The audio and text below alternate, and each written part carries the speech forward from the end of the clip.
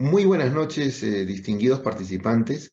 Nos encontramos entonces ahora en el marco de los jueves jurídicos, dándole la bienvenida a la doctora María Ángela Guamán Alarcón, ¿no? Abogada de familia, experta en derecho familiar y en protección del menor, quien ahora nos va a brindar un análisis interpretativo de los artículos 82 y 83 de la ley de tenencia compartida recientemente promulgada por el Congreso.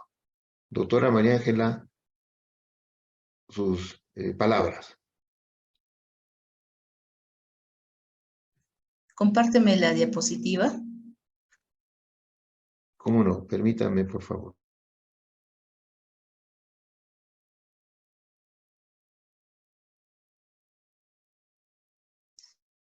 Bien, todos los colegas, todas las personas que están involucradas en el ámbito académico, activistas, asociaciones, organizaciones, han venido realizando con mucha alegría la interpretación, ¿no? de la ley.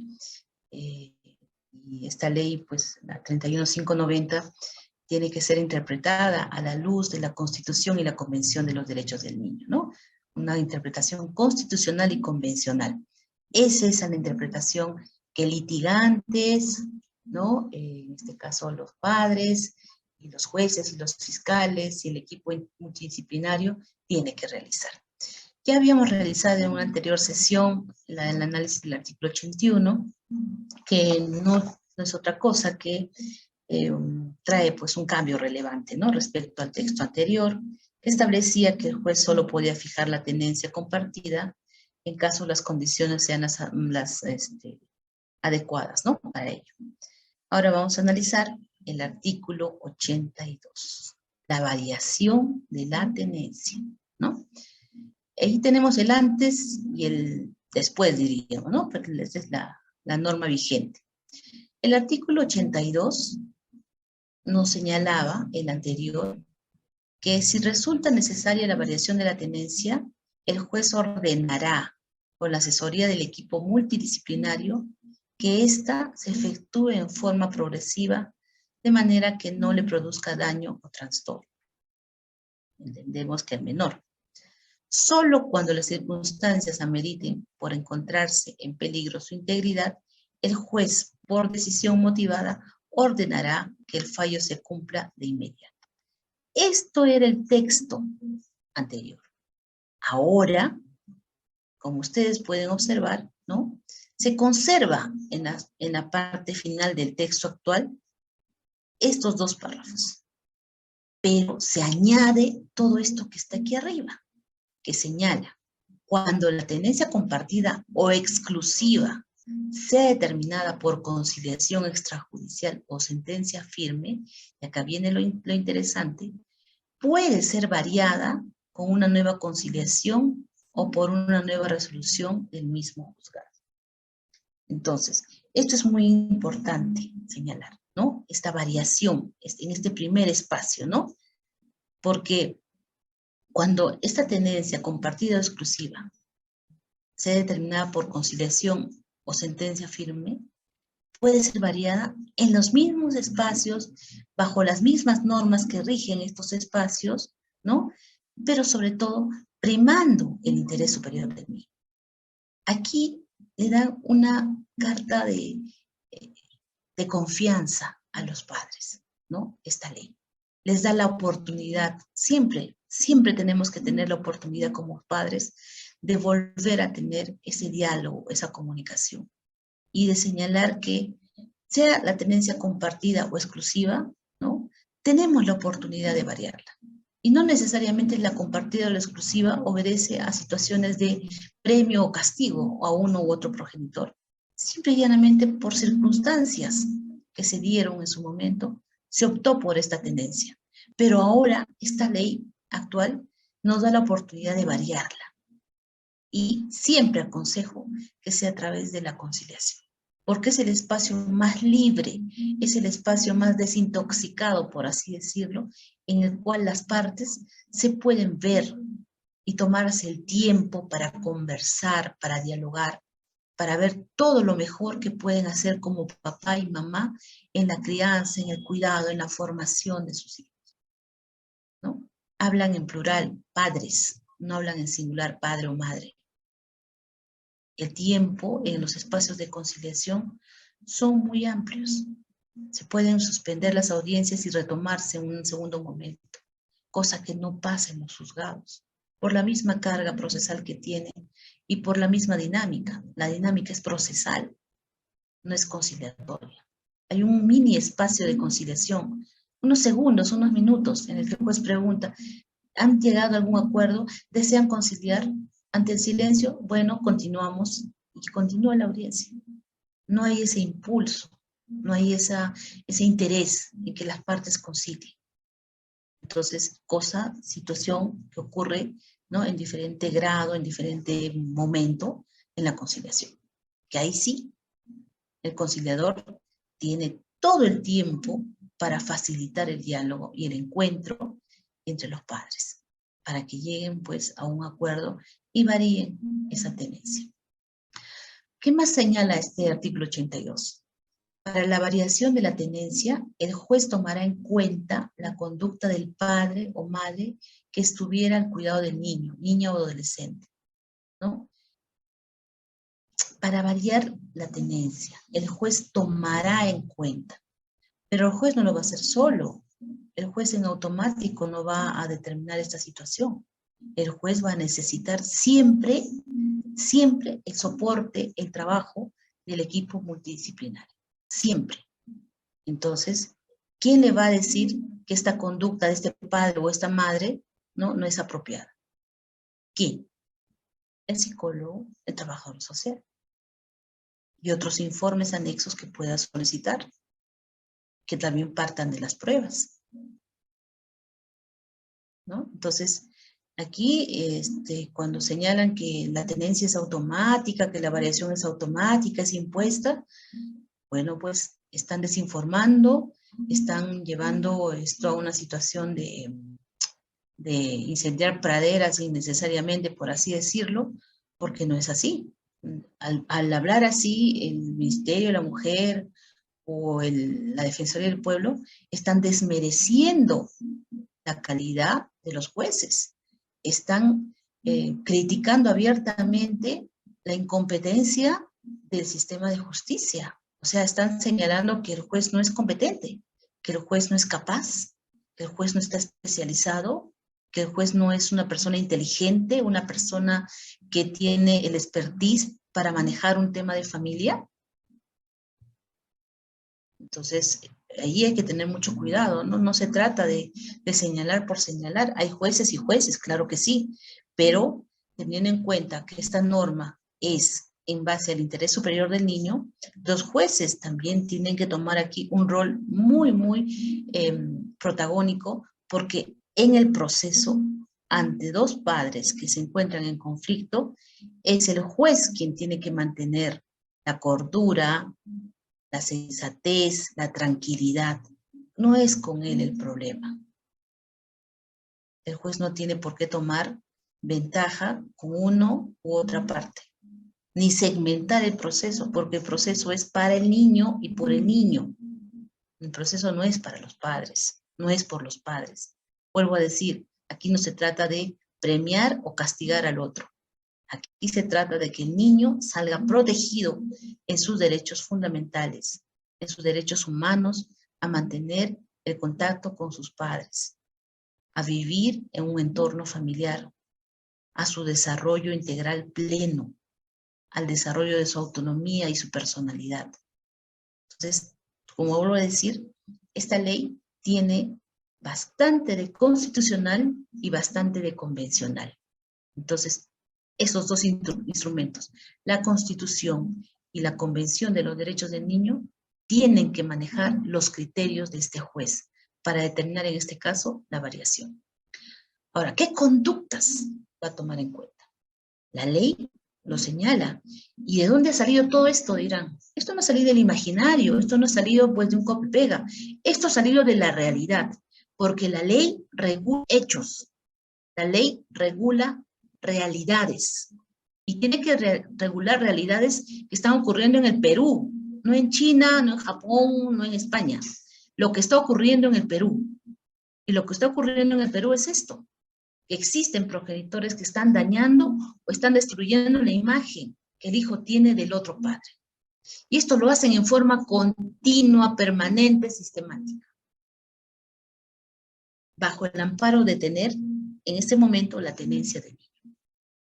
Entonces, esa es una conducta que ocasiona pues un daño irreversible al niño y que tiene que estar en la norma para regularla y para sancionarla, ¿no? Porque no podemos permitir que bajo el amparo de la patria potestad, de que yo soy la madre, yo lo traje al mundo, ¿no? Que soy la más calificada, me dé la licencia de maltratar al niño de esa forma, destruyendo injustamente la imagen de su padre o de su madre. Una tortura continua, sistemática y permanente, ¿no? Esa conducta tiene que ser sancionada.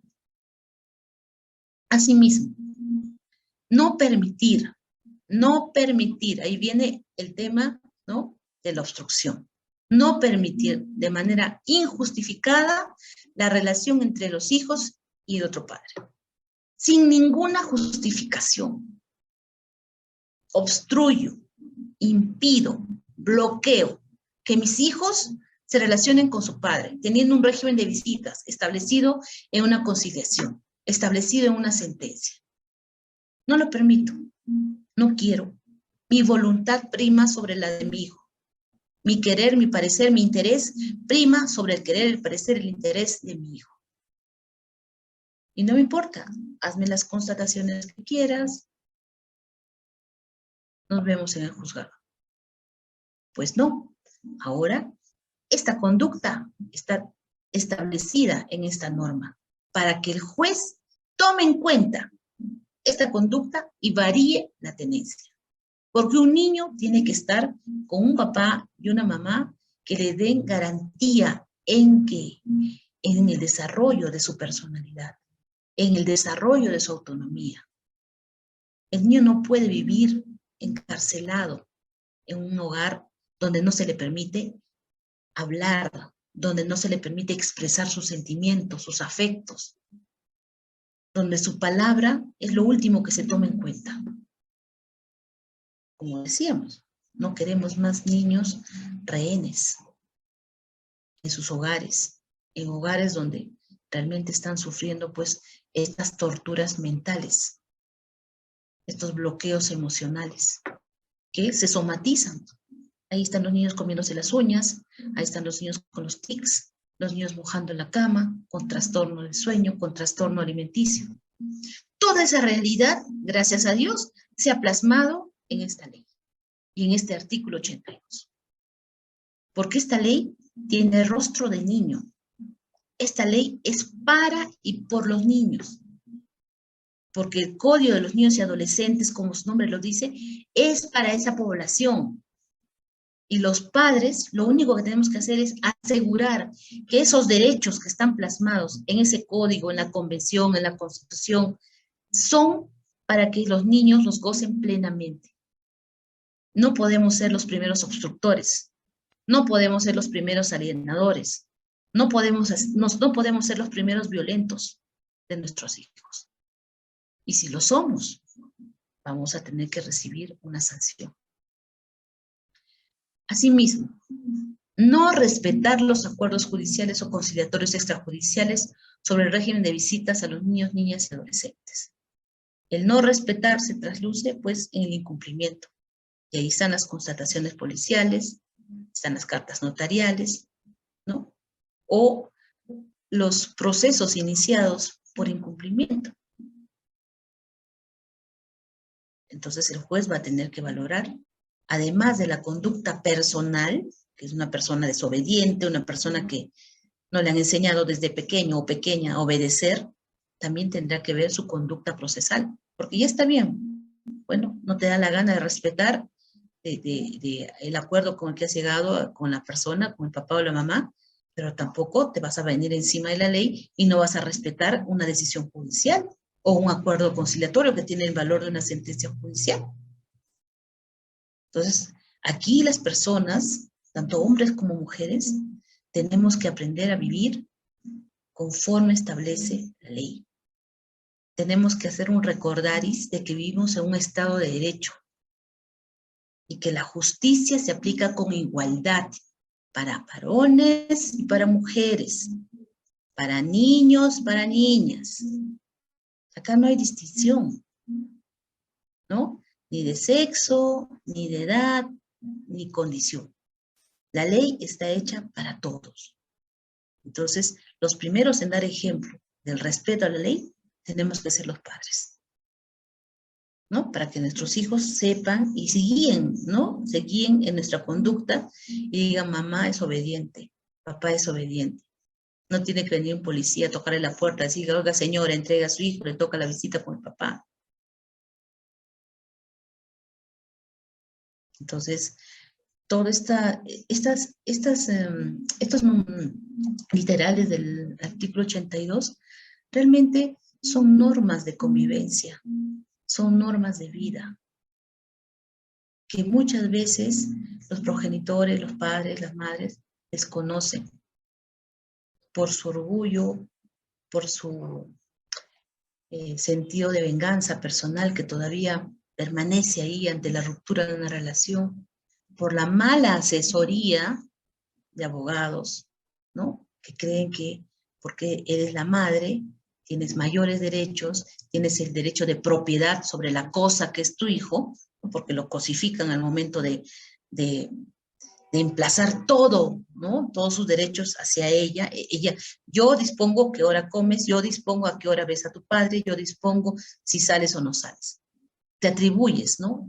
Los derechos de lo invalidas, lo incapacitas, lo inutilizas, que solo vive, crees que el cordón umbilical todavía está ahí, ¿no? Ya tiene 10, 15 años tu hijo, pero crees que el cordón umbilical todavía no se ha roto. Creas una dependencia con tu hijo, lo enfermas, ¿no? Al punto que este niño, vuelvo a decir, somatiza toda esa violencia, en tics, trastornos, en bullying, en el colegio, porque agrede a sus compañeros. ¿Por qué? Porque recibe agresión en casa, ¿no? Esa violencia asimétrica que le dicen, la recibe en casa, la madre sobre él y él sobre los compañeros. Entonces, ¿de dónde nace la violencia? Nace de un hogar donde hay una madre o un padre que es violento, que no respeta los acuerdos, que no respeta los derechos, que no respeta los afectos, los sentimientos de sus hijos. ¿Qué más señala este artículo 82?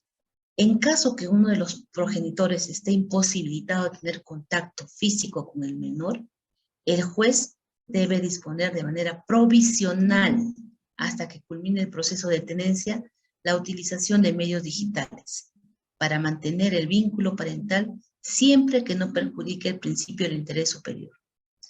En estos casos que se vea imposibilitado, ¿qué podríamos decir? Que este progenitor pues esté muy lejos, en otro continente, ¿no? Por cuestiones laborales, qué sé yo. O esté pues enfermo, ¿no? En una condición que no le permite salir y tener contacto con otras personas. O sea, realmente este progenitor tiene que estar imposibilitado de tener contacto físico.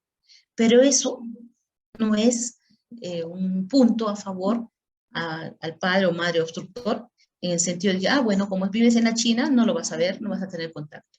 Como estás enfermo, tampoco vas a ver a tu hijo. No.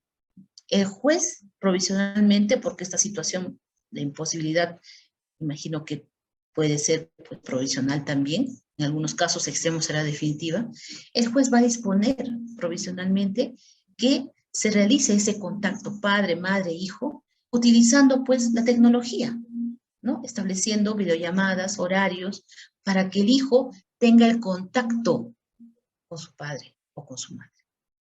Porque esa es la esencia, ¿no? De las visitas, es tener el contacto, no perderla de vista al hijo, ¿no? Ni que él te pierda de vista, ni que te deje de oír, ni que deje de oír cuál es el timbre de tu voz.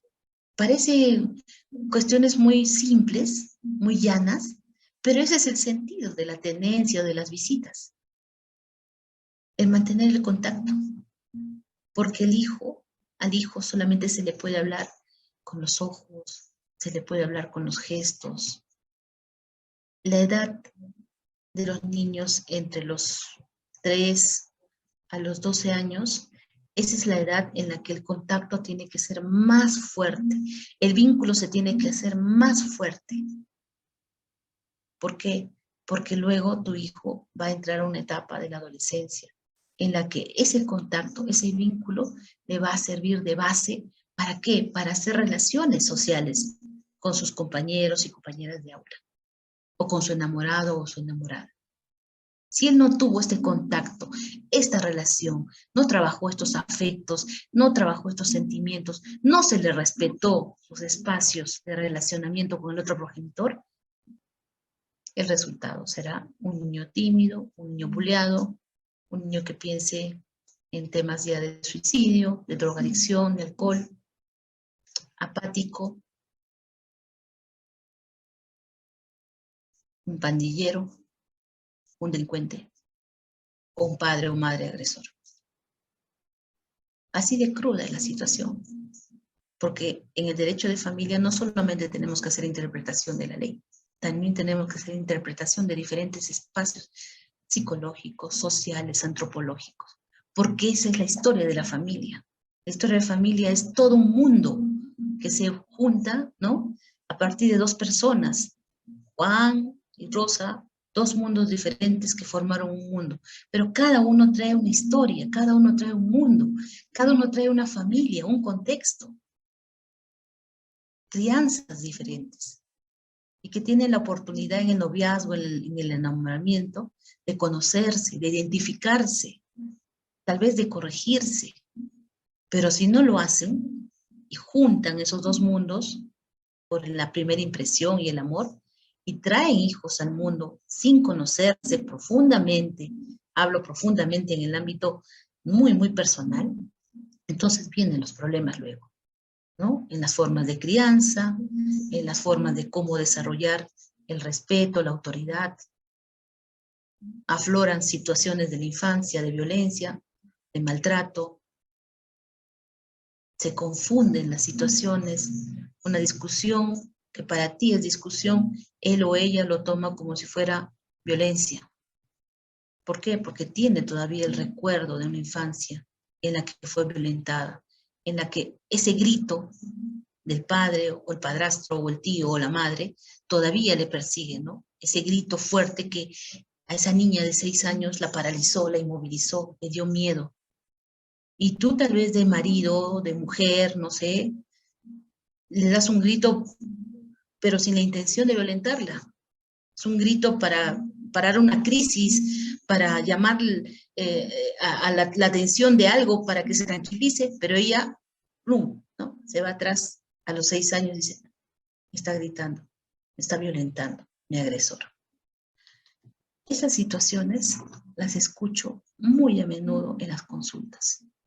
Yo me demoro 2 a 3 horas en una consulta muchas veces porque hacemos regresiones. O sea, los abogados tenemos que tener un trabajo interdisciplinario para atender una consulta. No solo se trata, adquiere la tenencia, estos son los requisitos, estos son mis honorarios, deposite, comenzamos. No, así no se hace una consulta. Una consulta, como su nombre lo dice, obedece a un escuchar. Hay que escuchar un pasado y hay que volver al presente. Volver a escuchar el pasado, trabajar el presente, para proyectarnos a un futuro. Es trabajar toda una relación. Crisis que no se trabajaron, que se dejaron ahí a medias. Tenemos que cerrar círculos y círculos para llegar a un proceso en el que no se destruya, en el que no se vuelva una guerra y salga perjudicado el hijo. Entonces, es importante que en este artículo 82 se tenga en cuenta, en la variación de la tenencia, que el trabajo tiene que ser interdisciplinario por el juzgado. El juzgado tiene que trabajar más de lo que ya trabajaba con sus jueces, con sus equipos multidisciplinarios, con el fiscal, porque el fiscal también juega un rol muy fundamental, no solamente da opinión, también tiene que involucrarse en el proceso, No en la última etapa, cuando le trasladan el expediente y manda su opinión fiscal. No, él tiene que estar perenne, controlando. El control de legalidad lo da el fiscal, de que cada acto del juez, de que cada acto del equipo multidisciplinario esté de acuerdo a ley, respetándose el interés superior del niño, como norma, como procedimiento y como principio, ¿no? Y de que el juez realmente está pues entregado a ese proceso. Así como hay jueces civiles entregados a la causa civil, especializados en temas civiles de desalojo o de propiedades, también queremos jueces en familia realmente convencidos de su trabajo, ¿no? De que siempre velen por el niño, por su interés y por su bienestar. Y de que procuren que ese mundo papá y ese mundo mamá se vuelvan a conciliar en este proceso, no a ahondar más su conflicto. Y de indicarles de que la tenencia es para los hijos, no es para los padres. Y de que si se va a optar por la variación es porque se ha probado objetivamente de que hay obstrucción, de que hay alienación, de que no hay cumplimiento de las resoluciones, que eres una reincidente o un reincidente, que no tienes ni el mínimo respeto a la ley, que crees que puedes hacer y deshacer de la vida de tu hijo, así existan resoluciones judiciales. Pues no, eso tiene que acabarse. Las conductas tienen que regirse de acuerdo a la ley, si no, pues la ley está escrita por gusto. Y al menos en el tema de niños, tenemos que ser muy rigurosos. Y aquí también el trabajo de nosotros los abogados. De no iniciar procesos judiciales por iniciarlos. Optemos por la conciliación como el primer espacio en el cual nos podamos sentar, conversar y volver a vernos con respeto para determinar bien y asegurar los derechos de nuestros hijos. Hace poco tuvimos la primera conciliación de tendencia compartida aquí en Ayacucho, en el Centro de Conciliación. Los jóvenes que realmente me dio mucho gusto ayudarlos, porque eso es lo que necesitaba. Claridad en su pensamiento para que su decisión sea reforzada de acuerdo a la ley. Yo solamente adecué esa decisión a lo que establece la ley, esta nueva ley. Nada más. Yo no les puse peros, no les puse, no, es que esto no va a funcionar, no. Porque es eso. Es volverse a dar la cuota de confianza, ya como expareja, ya como excónyuges, pero nunca expadres. Nunca. Y estos jóvenes creo que lo entendieron de esa manera. Entonces, para mí fue gratificante y esa conciliación la tengo ahí muy resguardada, porque significó un trabajo de 2 horas, pero no en un tira y afloje, sino en un momento de reconciliación como padres, de volverse a ver como amigos. 1 hora ayudando a reforzar esa decisión personal de separarse. Y la siguiente hora en ayudarlos a trabajar su nuevo camino como papás, a través de un acuerdo que es necesario que esté en un documento. Es muy necesario que la palabra se la lleve el viento. Para que los acuerdos se cumplan, tienen que estar plasmados. Y qué mejor que un acta de conciliación, totalmente discreto, totalmente privado, y que quede en ellos. Entonces, ¿es posible? Sí es posible. Hay que estar preparados, tenemos que entender esto como una nueva oportunidad de ser padres nuevamente, el volver a empezar. Ya no nos fue bien, vamos ahora nuevamente. Fallamos, bueno, vamos nuevamente. ¿No? Y los consejos de terceros en una relación de dos no siempre son buenos, porque son pareceres, son formas de ver, pero los únicos que pueden determinar cómo esa relación va a terminar, como amigos o como enemigos, son pues ellos. Es una decisión personal, pero con grave implicancia, ¿no?, en la vida de un niño, de un tercero, de un inocente. Entonces, en este caso, en caso de que unos progenitores estén imposibilitados de tener, ¿no? Hemos hablado de esto, se va a utilizar pues las videollamadas, ¿no? Mientras esta situación de imposibilidad se mantenga. Y esto siempre optando por no perjudicar, ¿no?, al niño. Asimismo, estos dos párrafos, como ya señalé, son los mismos del artículo 82, ¿no? Se repite. Lo novedoso es todo lo que está aquí arriba, ¿no? Y eso es importante. La realidad está siendo amparada por la ley. Acá no hay un invento, entonces no es una película de Netflix, no, es lo que está ocurriendo. La obstrucción, la alienación y el incumplimiento de las resoluciones judiciales, ¿no? Aquí faltan las denuncias falsas, pero bueno, eso tendrá su cauce en otro espacio, pero que por lo pronto aquí yo creo que se está haciendo mucho por salvaguardar la integridad emocional, la salud mental de los niños, ¿no? Se está haciendo mucho por salvaguardar realmente su derecho natural a tener la convivencia con papá y con mamá. Eso es importante. Vamos al artículo 83. Por favor. Doctora, si me permite, mire, antes de pasar al 83, creo pertinente darle paso a una consulta que nos han hecho porque tengo la impresión que se centra justo en el artículo que estamos viendo. ¿Me permite formulársela? A ver, un momentito, por favor. Mire, dice, doctor, una pregunta. Si solo hay demanda de alimento y visitas, ¿se puede hacer una demanda de tenencia como tal? Incluso la mamá está incumpliendo la cautelar de visitas. Entonces, estaríamos entendiendo, usted nos corregirá, que si hay un régimen de visitas es porque existe una tenencia establecida, ¿no? Entonces, procedería una solicitud de variación de tenencia. Le repito la pregunta formulada. Hazme las preguntas por partes. La primera parte. Dice, doctora, una pregunta. Si solo hay demanda de alimentos y visitas, ¿se puede hacer una demanda de tenencia como tal? Ya. Incluso la mamá está incumpliendo la cautelar de visitas. Esa es toda la expresión. Ya, bueno.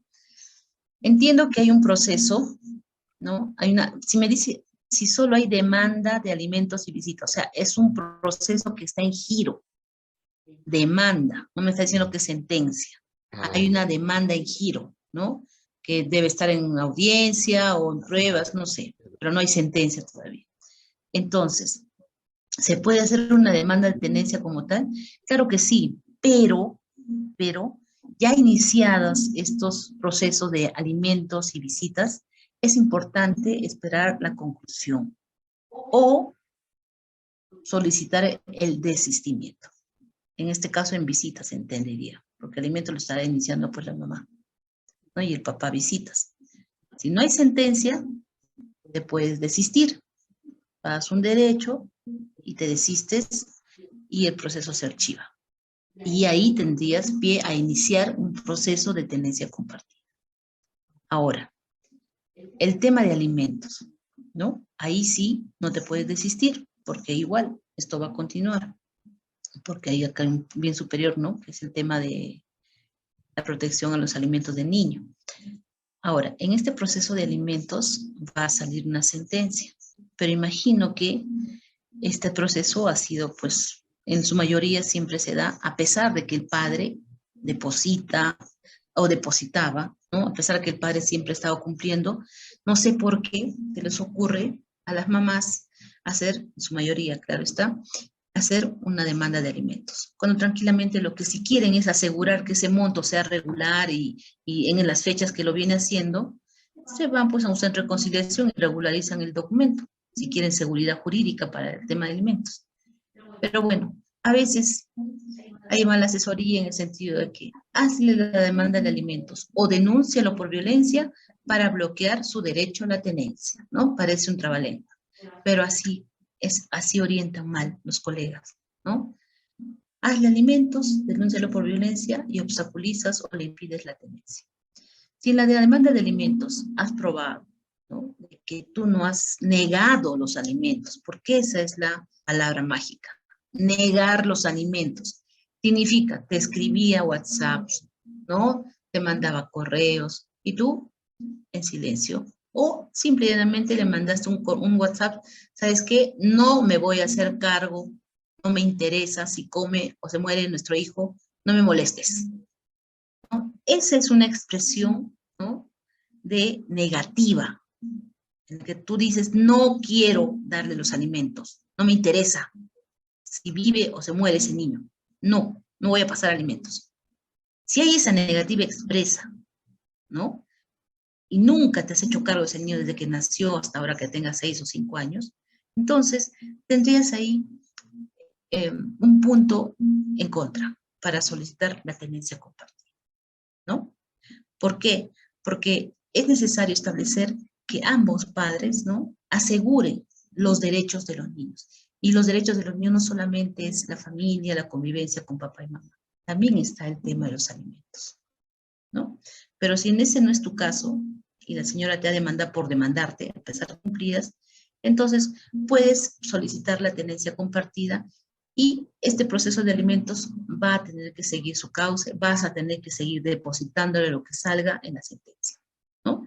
Pero lo único que tienes que demostrar es que nunca te negaste a prestar los alimentos, no abandonaste ni moral ni económicamente a tu hijo.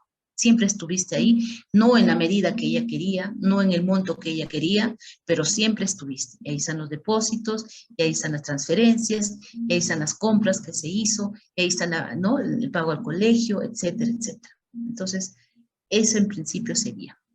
Ahora, incluso la mamá está incumpliendo la cautelar de visitas. Bueno, si hay una cautelar, entonces vuelvo a decir que hay un proceso de visitas, hay una cautelar, entonces tienes que comunicar al juzgado, ¿no? Tienes que comunicar al juzgado para que se tenga en cuenta esta conducta de la señora. Lo que va a hacer es solamente, pues, apercibirle, no sé, pues le dirán algo, ¿no? Bajo sanción de, si usted no cumple, algún apercibimiento le darán para que cumpla esa cautelar de visitas. Concluido este proceso de visitas, porque ya estás en una cautelar, espera que concluya en todo caso este tema de visitas y luego solicita, pues, ¿no?, la tenencia compartida con la variación.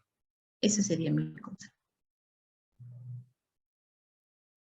Agradecido, doctora. Voy a dar pase a la siguiente lámina entonces.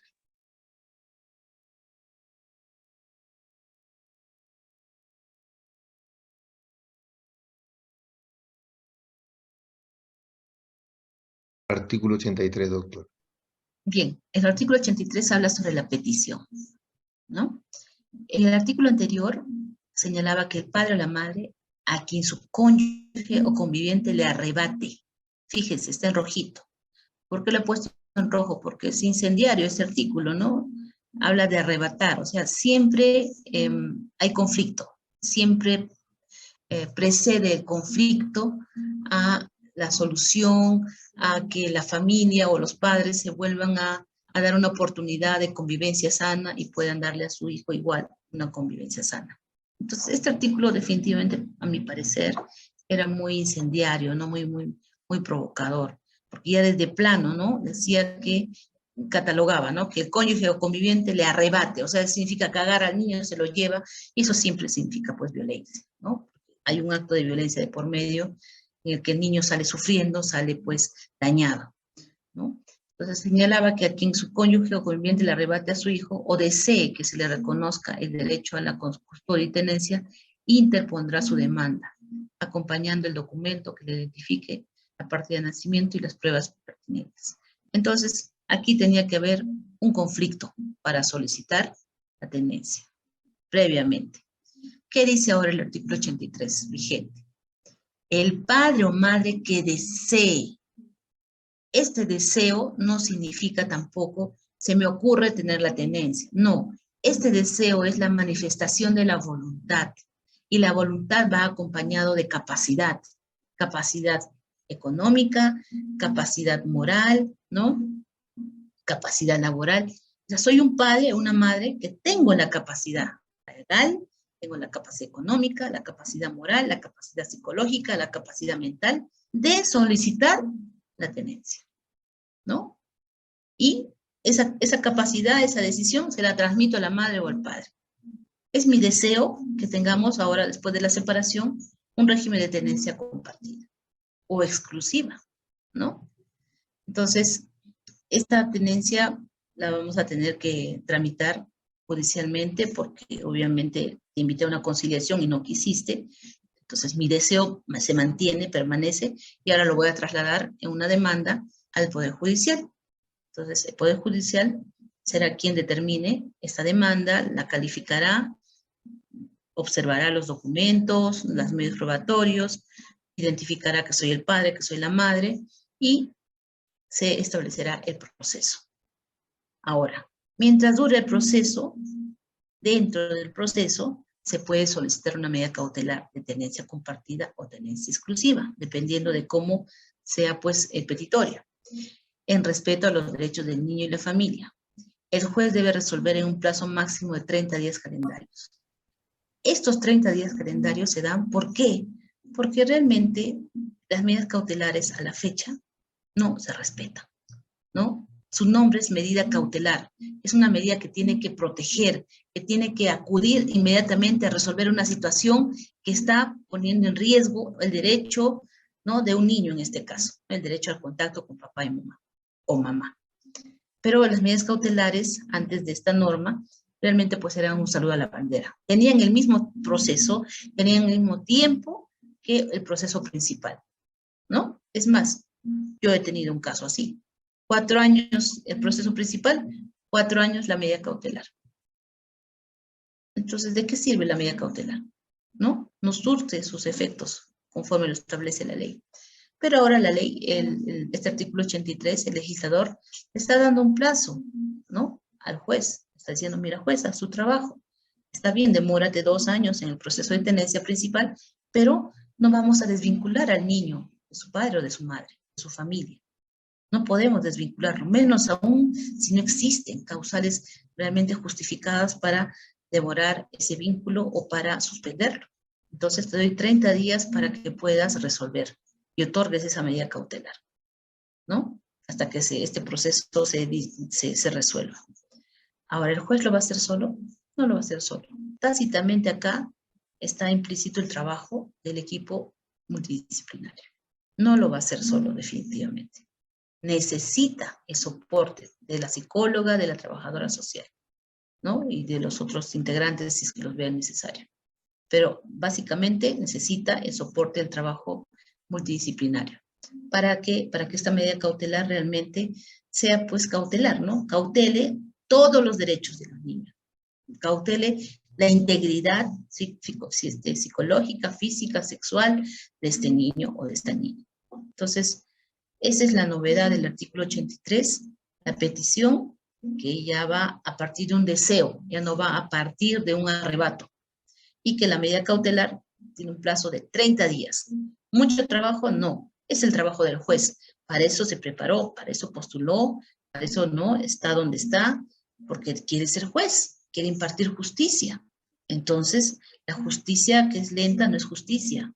La medida cautelar que llega tarde no es medida cautelar, es una medida que, al contrario, es una medida que vulnera, ¿no?, que genera perjuicio. Entonces, 30 días suficiente para que el juez trabaje esta medida y el niño no se desvincule ni de su padre, ni de su madre, ni de su familia extensa. Bien, entonces esas serían las novedades de los artículos 82 y 83. Doctora, dejaré de compartir y pasaré a formular una pregunta de un participante. Claro. Bien. Previo a permítame un ratito que se lo encuentre. Acá está. Ya. Muy agradecido de antemano a todos los participantes que gentilmente nos están dejando sus inquietudes. Doctora, leo la pregunta. Doctora, si me puedo orientar en esta pregunta. Un padre que está inscrito en el REDAM puede solicitar la tenencia compartida toda vez que ha incumplido con acudir a sus hijos alimentistas, dejándolo en abandono económico y moral. Creo que en este caso no sería viable la tenencia compartida. Es un poco pregunta y comentario, doctora. Sí, si hemos llegado a esas instancias del REDAM, es porque se ha probado que este padre no ha tenido la voluntad ni ha tenido la responsabilidad de cumplir con sus deberes, de asistir a sus hijos o a su hijo. Y definitivamente el abandono moral, el abandono económico trae consecuencias, porque los niños no satisfacen al 100% sus derechos, sus necesidades básicas, se ven limitados muchas veces, ¿no? Injustamente a algunas necesidades, llámese recreación, una buena educación, un sistema de salud adecuado, pero sobre todo se ven limitados por la voluntad expresa de uno de sus progenitores al cariño y al afecto, a recibir esa presencia de papá. Y bueno, si ha llegado a las instancias del REDAM, es un registro de deudores alimentarios morosos. Yo entiendo que en esta vida tenemos oportunidades de redimirnos, tenemos oportunidades de cambiar, ¿no? Y a veces los extremos hacen que nos acudamos y reaccionemos. Si este padre reacciona en esa instancia, REDAM, a pesar de verse limitado en situaciones civiles, porque se limita en acciones civiles, es una muerte civil, ¿verdad? Esto se redime, paga su deuda y busca espacios para llegar a sus hijos y sus hijos lo aceptan, lo quieren. Yo creo que se puede establecer un vínculo natural más que legal, ¿no? Con ellos. Y siempre y cuando también la mamá no haya trasladado sus frustraciones, no haya trasladado sus propios momentos de angustia hacia sus hijos en forma de reclamo o de denigración a la figura, ¿no? Porque una cosa es el padre irresponsable, pero tal vez otra es la situación de el padre que sí quiere a sus hijos, ¿no? Que los quiere, los ama, pero que no tiene toda la posibilidad económica para cubrir las necesidades. Son situaciones y situaciones, ¿no? Es como dice la norma, caso por caso se va a tener que ver. No es tenencia compartida para todos, seas con REDAM o no tengas REDAM, no.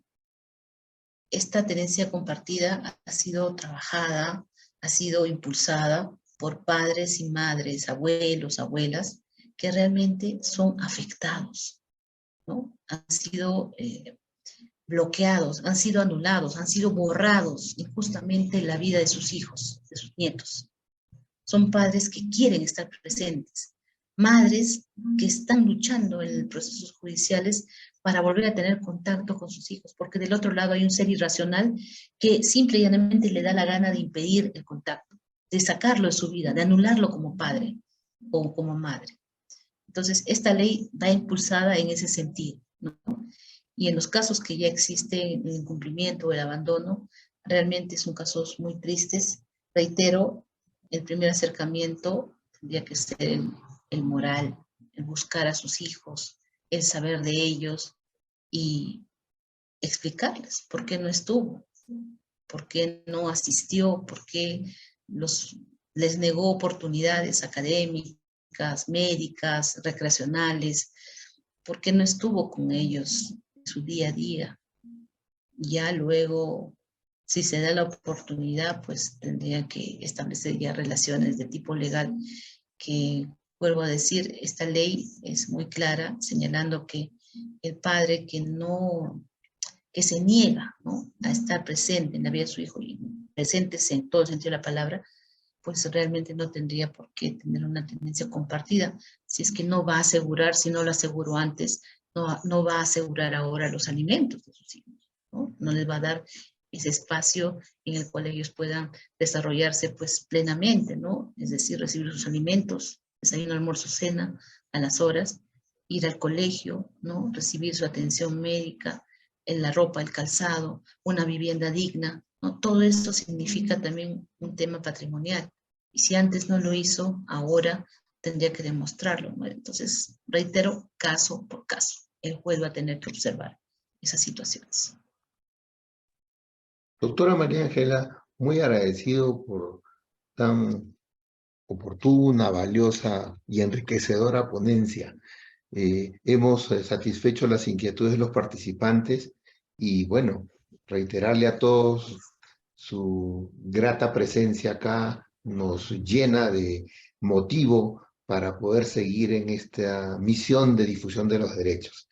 Estimados amigos, quisiera pedirles nuestro acostumbrado simbólico gesto de despedida y si pudieran encender las cámaras para poder saludarnos. Ustedes saben que esta comunidad lo que pretende es fortalecer los lazos entre todos y, por supuesto, aprender mutuamente, difundir los derechos, pero también conocer las experiencias, ¿no? Agradeciendo nuevamente su presencia, valioso, encantadísimos.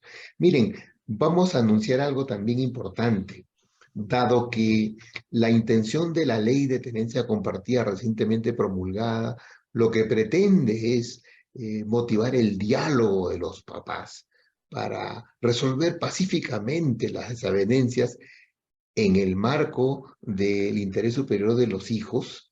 Entonces estamos viendo la opción de incluir en los jueves jurídicos la temática de la conciliación. Entonces, los próximos, unas 2 semanas más adelante, ¿no? Continuaremos también con unas sesiones de jueves jurídicos vinculadas con el tema de conciliación extrajudicial, para poder conocer un poco más de las ventajas de este mecanismo alternativo para resolver conflictos, siempre promoviendo la cultura de paz.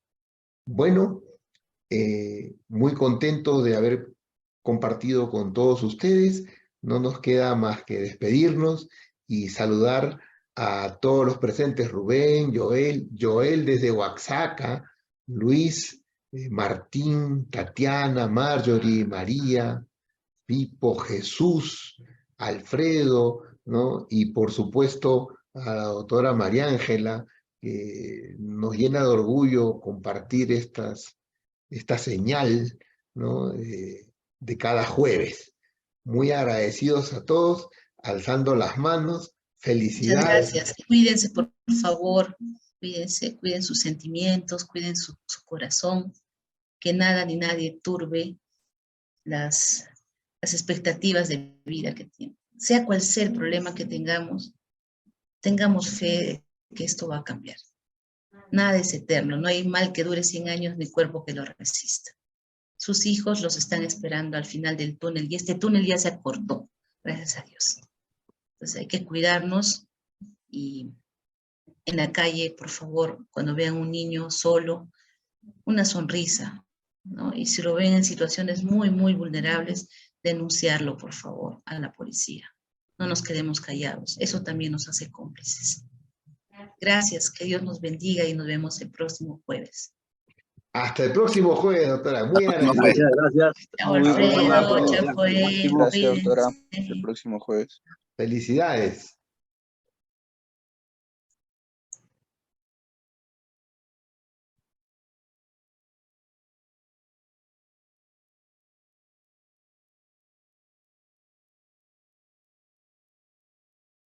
Ya, vamos cerrando. Felicidades para todos, muy agradecido. Gracias.